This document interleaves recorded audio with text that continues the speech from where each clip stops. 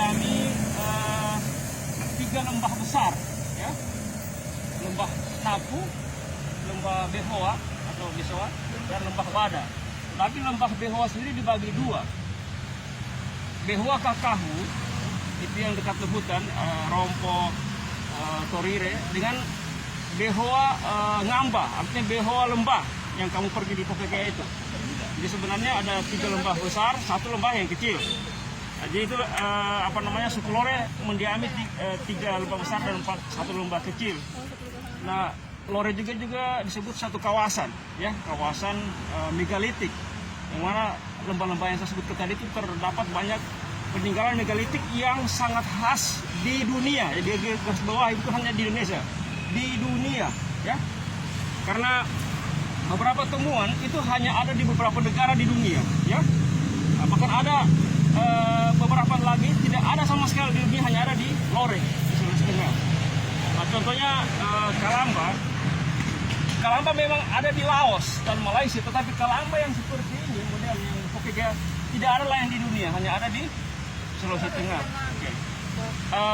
Jadi itu bukti dari kehidupan manusia di Sulawesi Tengah sudah sangat tua, ya, dari zaman prasejarah. Juga menggambarkan bagaimana kehidupan sehari-hari masyarakat saat itu, termasuk kepercayaan mereka, sistem religi, ya, sistem religi yang kita kenal. Yang kemudian dalam sejarah perkembangan agama di dunia kita bisa sampai kepada tahap seperti sekarang ini. Oke. Namanya Taman Lore, ya.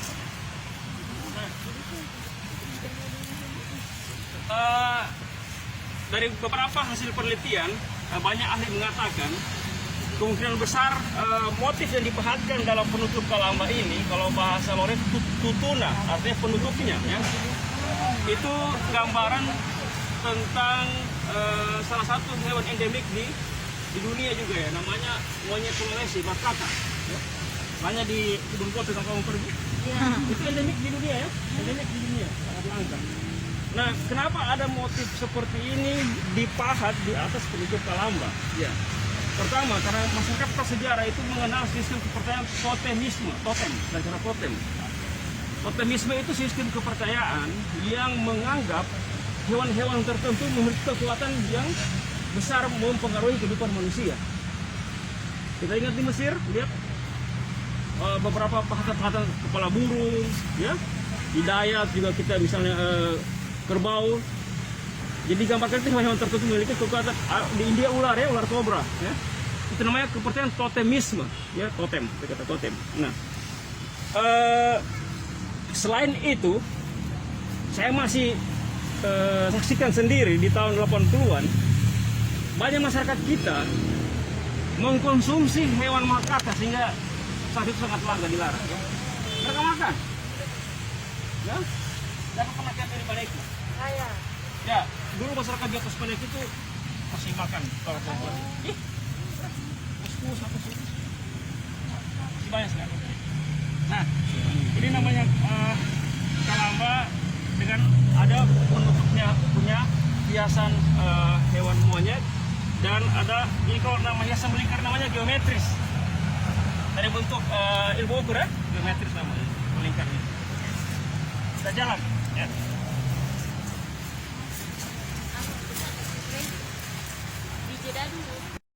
Sudah Pak. Masih ingat bentuk lubang batu di Kabatuna? Masih, Pak. Nah, ini yang dari Lore, ya. Asli ini, Pak. Ya, asli, ini asli. Nah, kita lihat bagaimana perkembangan prasejarah mulai dari dataran tinggi sampai ke lembah. Ada hubungannya tidak? Nah, itu. Ya, dari buku-buku yang kemarin saya kasih lihat, bukan hanya melalui hubungan, tapi sudah melalui DNA misalnya, bahasa, bangunan, lain-lain. Ini dibahas seperti ini, apa gunanya kira-kira? Agak menonjol ini. Ya, benar. Ya, jadi bukan hanya bahan makanan yang ditumbuh di sini, tapi juga bahan obat-obatan. Ya, untuk bahan ya guys, obat-obatan nih. Saya kan ada yang ini yang besar, ini yang kecil. Ya. Benar, ya. Itu kalau yang banyak itu takon, ya. Seperti kita lihat. Sudah bisa paham? Ini asli. Asli. Nah, kalau itu replika semua. 1, 2, 3. Yang lain semua replika. Jadi taman yang paling depan museum namanya Taman Lore. Ada suaranya gitu. Yang pegangin deh nol. Suara yang penting itu. Kita dulu. Buat patung, ya. Tetapi patung megalitik di Indonesia untuk Sulawesi Tengah dianggap yang salah satu yang tertua, tetapi dikatakan patung menhir. Kenapa? Karena menyerupai menhir, patung tegak lurus. Dan ciri khas patung megalitik yang ada di Sulawesi Tengah tidak mempunyai digambar kaki, hanya batas pinggang, tangan, memegang genitalia, kemudian digambarkan dengan sesuai dengan atribut jenis kelamin. Kalau ini perempuan, makanya ditutupin. Ini satu-satunya sementara ini ditemukan patung megalitik di Lore yang berjenis kelamin perempuan, jelas-jelas digambarkan perempuan ini. Ya, Cuma satu. Kalau yang lain banyak. Lalu aku saat laki-laki, yang ini set paling laki-laki. Tapi yang perempuan itu namanya patung Langke Bulava, artinya kaki gelang emas. Artinya gelang emas dia pakai. Ingat tarian India yang ada gelang-gelangnya itu? Tetapi tradisi pembuatan patung megalitik itu lebih tua daripada tradisi pembuatan patung di zaman Hindu dan Buddha. Kenapa mereka membuat patung? Ini adalah simbol nenek moyang, perwujudan. Mereka sudah percaya dengan penguasa langit dan bumi, misalnya sang pencipta yang maha besar itu yang satu. Tetapi para orang leluhur mereka itu kalau meninggal itu dibuatkan perwujudan patungnya, sehingga karakter mukanya itu berbeda-beda, ya. Jadi ini bukan sebenarnya menggambarkan itu patung Tuhan, bukan ya. Jadi itu bukan pengertiannya, bukan gambarkan mereka tidak menyembah bukan gambaran Tuhan, tapi gambaran leluhur, ya. Kalau kepercayaan religi mereka tetap sudah mengatakan ada kerampuari langit, penguasa langit, dan kerampuari tanah. Ya. Kasih materi saya dulu, baru selepas di bahasa Arab ada semua gitu. Jadi ini terus sesuai dengan namanya, Langke Bulava, gelang emas. Berjenis kelamin perempuan. Kalau tidak yakin bukan tidak punya penyakit. Apa semua biasa ciri-cirinya itu? Begini, kenapa digambarkan patung prasejarah itu memegang kemaluan? Karena dianggap bagian-bagian tertentu manusia itu adalah penolak bala. Seperti itu ya? Itu kepercayaan lama ya. Bagian-bagian tertentu dari manusia dianggap penolak bala. Atau lambang kesuburan bagi perempuan dan lambang keperkasaan untuk laki-laki.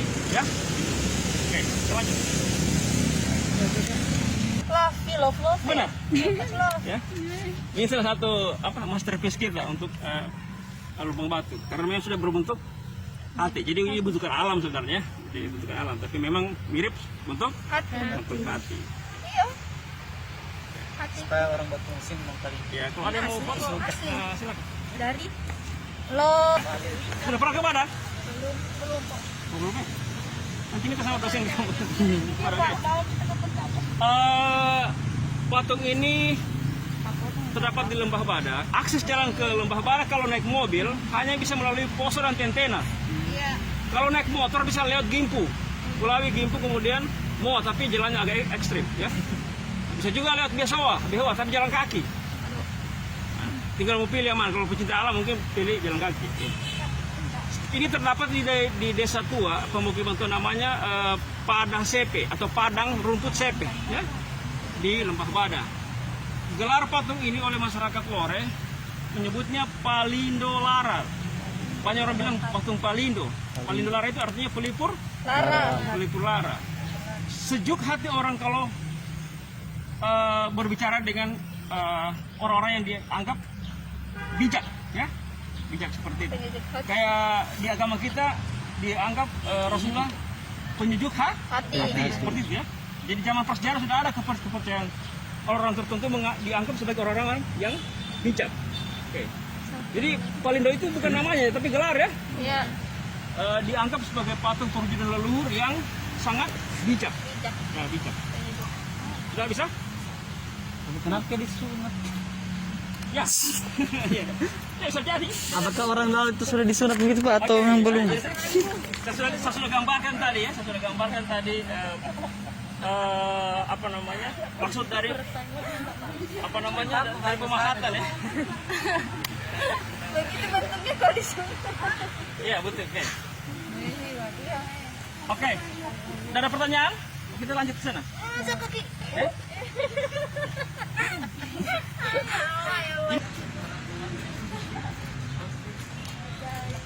Ini satu Pak. Kabupaten apa? Sigi. Oh iya sih. Daerah Mangkulawi. Semua lubang batu yang ada di Taman Tuba ini memang diambil dari Desa Tuba. Sebenarnya tidak boleh dipindahkan menurut undang-undang, ya. Tapi karena saat itu Desa Tuba itu ada bencana banjir, longsor, sehingga diambil keputusan untuk penyelamatan, ya. Daripada rusak, akhirnya tahun 90-an itu dibawa ke museum dan ditata di tempat ini dinamakan Taman Tuba. Ini juga menggambarkan bagaimana penyebaran megalitik mencapai Lembah Palu. Dari Lore tidak langsung ke Palu, tuh, Iya. tapi dia Bertahap. bertahap-tahap. Ini itu bukti memang tidak bisa disangkal, ya. Orang tua kita lama bermukim di situ tempat, kemudian bergerak lagi, ada bukti lagi, sampai bukti terakhir yang kita dapat di Kawatuna. Ya, itu gambaran-gambaran apa namanya. Jadi khususnya orang di Lembah Palu tidak boleh sombong mengatakan bahwa mereka orang kota, ya. Nenek moyang kita semua dari gunung, ya. Dimanapun, di daerah manapun di dunia pasti dari dataran tinggi, ya. Oke. Bentuknya bermacam-macam, ya. Ada yang seperti ini, ya. Ada juga yang ini, ya. Pokoknya macam-macam. Artinya pembuatan artefak seperti ini sudah memikirkan apa? Unsur apa? Apa? Coba. Tempatnya. Kayak bisa. Saya unsur apa sampai jadi berbeda-beda ya? Unsur apa mempengaruhi? Ya? Apa? Fungsinya Pak? Estetika. Ya, benar. Pindahan. Dan juga tergantung bentuk batunya, ya. Wah, masih begini bagus. Seperti sudah bermain ya, kreativitas sudah. Ya, betul. Ini sudah ada, ya. Seperti itu. Nah, misalnya seperti ini kan, presisi lubangnya ada pas-pas di tengah, tapi ada juga yang agak ke pinggir. Kenapa tidak di sini lubangnya? Mungkin di sini dia dipikirkan untuk tempat simpan. Karena nenek moyang kita tidak hanya makan nasi saat itu, tapi semua biji-bijian. Tahu biji-bijian? Iya. Biji jagung.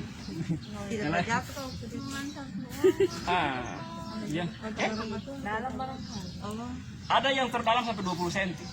Wah, ada juga. Kalau yang dalam berarti menunjukkan apa? Ada 15, ada yang 10. Dia yang paling lama paling sering Pakai. Ya. Ini sudah halus sekali ya. Kalau sekarang ini pakai batu batu ini. Bahan makanan dan obat-obatan. Ya. Tetapi di masa berikutnya ada masyarakat tertentu pengalihan fungsi. Misalnya di Sulawesi Selatan, di Sopeng saya lihat di tempat yang dikeramatkan, untuk memasuki wilayah tempat yang keramat itu ditempatkan lumpang batu di pintu masuknya untuk mencuci kaki. Kemudian di Jawa Timur lumpang batu itu untuk kasih minum hewan ternak, sapi, supaya katanya sapi itu kepercayaan saat itu ya di Jawa Timur. Jadi itu fungsi-fungsi lain dari, selain fungsi praktis ada fungsi sakral, ya itu. Jadi masyarakat kita banyak seperti itu di Indonesia menganggap bahwa lumpang batu ini masih ada ditunggu oleh para leluhur, sehingga sapi-sapinya itu di Jawa Timur saat itu dikasih minum dari air yang ada di lumpang batu. Begitu juga yang saya contohkan di Sulawesi Selatan tadi itu untuk cuci kaki. Ya.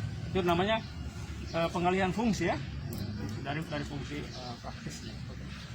Nanti kalau urusan foto kamu bisa foto-foto sendiri ya. Iya. Jadi kita dari depan sudah menggambarkan penyebaran kebudayaan dari dataran tinggi ke Dataran rendah. Oke. Ya, itu kamu sudah dapat ceritanya kan?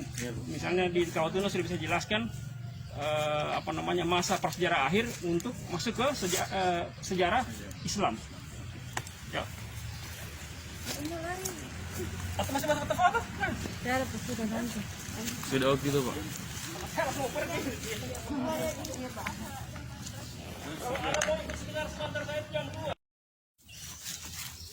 Ini bagian dari wilayah Lore, Pekurehua. Tetapi ini nama lain dari Lembah Napu.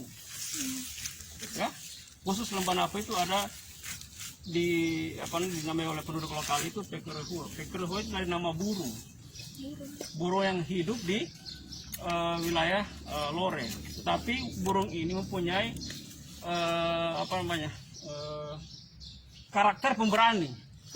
Dia suka berkelahi di atas udara dengan burung lain dan dia selalu menjadi pemenang. Ya, jadi itu semangat keberanian itu diambil oleh masyarakat dulu menjadi makanya disebut Lembah Pekurehua. Ya. Jadi semua tinggalan yang ada di sini baik lumpang batu, patung menhir, dulang. Ini dulang ya? Ya. Konsep dasar dari dulang atau baki. Baki kita pakai sekarang nampan. Iya. Oh, itu baki surat. Yang bagaimana besarnya orang tua dulu angkat? Diangkat. Ya diangkat. Nah, jangan kita gambarkan leluhur kita dulu berapa ribu tahun lalu seperti kita ukuran badannya, tidak. Ya. Yang hidup 1.500 tahun lalu saja tingginya 2 meter lebih. Itu berdasarkan kerangka yang kita temukan. Ya. Jadi bukan berdasarkan cerita, berdasarkan kerangka yang kita temukan di Lore itu tinggi manusia sekitar 1.000 tahun yang lalu itu adalah 2 meter lebih. Ya, 2 meter lah, 2 meter 19, 2 meter 20 seperti itu. Ya. Nah, oke. Nah, ini dulang batu ya, dulang batu. Oke.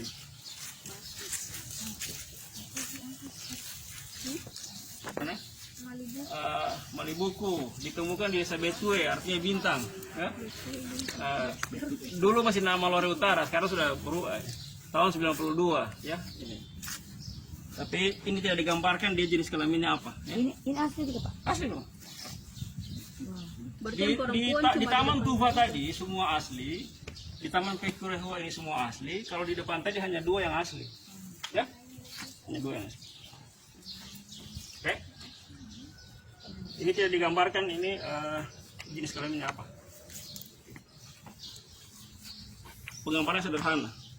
Dalam studi megalitik Indonesia, bentuk patung seperti ini dianggap mewakili masa yang tua dalam megalitik, karena kalau patung-patung megalitik di provinsi lain sudah digambarkan utuh, tangannya sudah terpisah dari badan, kakinya digambarkan berdiri jelas seperti ini. Ya.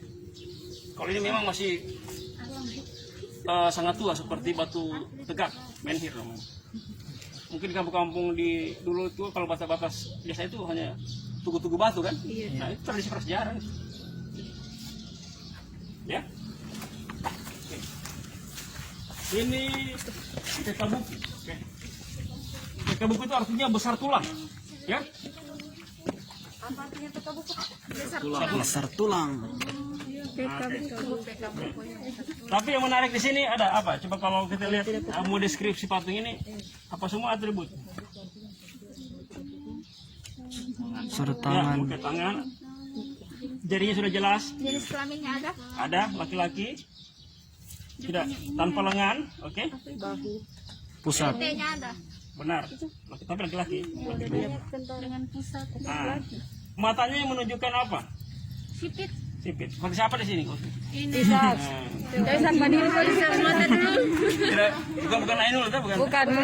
Gitu ya, Isanya. Ada jenggotnya, Pak. Kemudian ini ada gambar apa ini? Kayak rambut Pak. Rambut. Rambut tuh. Oh, kayak Oyos misal. Ya, mungkin Di Beatle. iya di Harajuku ya model. Harajuku. Seperti rambut. Iya, Pak. Mungkin kayak Betul saksi tidak? dah ini ya. Kita bicara tentang estetika, ya. Baik. Iya. Benar. Kalau orang Pamona, orang Tojo, sudah pasti dari Lore. Sudah pasti. Nenek moyang misal. Ini saya matanya. Oke. Yang menariknya, mata ini dengan sana sama tidak? Coba kamu foto detail matanya. Bulat sana. Oh, ini bulan. Nah, Oh, Oke.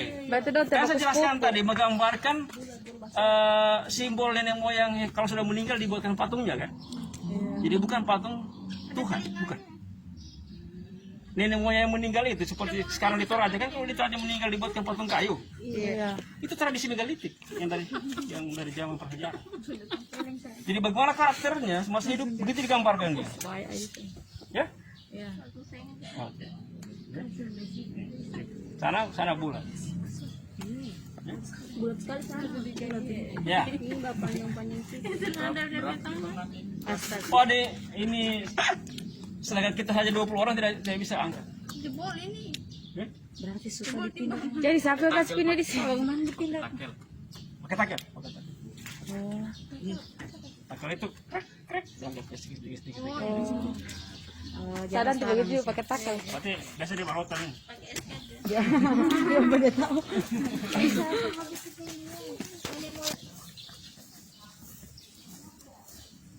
Ya, Dia pindah memang bapak. dari namanya biata di Lorek, kalau kita di Kailis biata.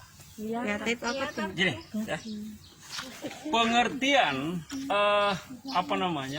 makhluk pada masyarakat prasejarah itu ada arwah leluhur yang tadi seperti dipatungkan tadi leluhur dipatungkan. Ada memang disebut makhluk halus penghuni alam yang duduk di air, misalnya yang penghuni di gunung, di sungai, di muara, di lautan. Begitu, itu kepercayaan lama. Salah satunya yang banyak disebut yang menghuni air, kebanyakan ya, tapi pada masyarakat yang juga berbeda, disebut viata. Orang kaya masih menyebutnya sampai sekarang. Di kampung misalnya kalau jangan mandi di sungai tengah hari, orang viata nya begitu. Ya, benar. Betul. Jadi ini simbol, bukan simbol nenek moyang, itu bukan ya? Apa ini apa? Simbol makhluk penghuni alam. Oh, penghuni alam. Alam, tapi kebanyakan itu dia di air. Kebanyakan. Tentang gambarkan kayak anu. Ya, ini makanya dia agak berbeda. Bentuknya tidak seperti manusia. Oh, makanya kasih lebar. Benar. Ya. Ya, betul. Masalahnya agak salah masalahnya. Makhluk halus. Beda kalau pengertian setan itu Dengan makhluk halus. beda makhluk halus yang setan, ya. Ini setan pak. Kalau setan dalam hati manusia yang menggoda itu, Iya. itu setan. Iya. Kalau ini makhluk yang tidak boleh kita sembah. Tapi keberadaannya pasti ada. Ajin, suara ajin. Ya. Bikin orang sakit. Ya, tapi ya seperti itulah. Kita jaga jarak ya. Nah, tapi manusia pada zaman prasejarah ini menganggap harus Sembah. bukan disembah tapi hormati. Beda sih paling hormati, beda dihargai maksudnya. Beda. Cocok. Iya, sama seperti kamu kalau kau pergi teman sama teman bawa kue, itu penghargaan. Makanya dulu di patung-patung seperti ini di Lore mereka adakan apa di situ sesaji, bukan menyembah tapi katanya untuk berbagi. Ya, tidak boleh, memang kita tidak boleh menyembah, Tapi dihargai. ya, menghargai. Itu konsep kepercayaan tradisi yang sebagian di Indonesia masih ada. Percampuran kepercayaan itu lama dengan yang baru disebut apa kalau dalam studi kebudayaan? Itu kadang menjadi perdebatan. Apa? Sinkretisme. Coba cari di nanti di sinkretisme. Kamu harus paham itu karena dalam studi kasus di Indonesia kebanyakan yang menjadi konflik perdebatan adalah sinkretisme. Saya tiba-tiba ini saya lihat, saya seorang penganut kepercayaan lain tuh, saya bilang begini, kau ini tuh ternyata kau masih menggunakan begini, itu maksudnya. Karena saya anggap dia masih mempraktekkan sinkretisme. Kepercayaan lama dengan kepercayaan baru. Iya, misalnya lalu itu di Indonesia kepercayaan Hindu yang duluan datang bercampur dengan Buddha membentuk aliran baru. Itu.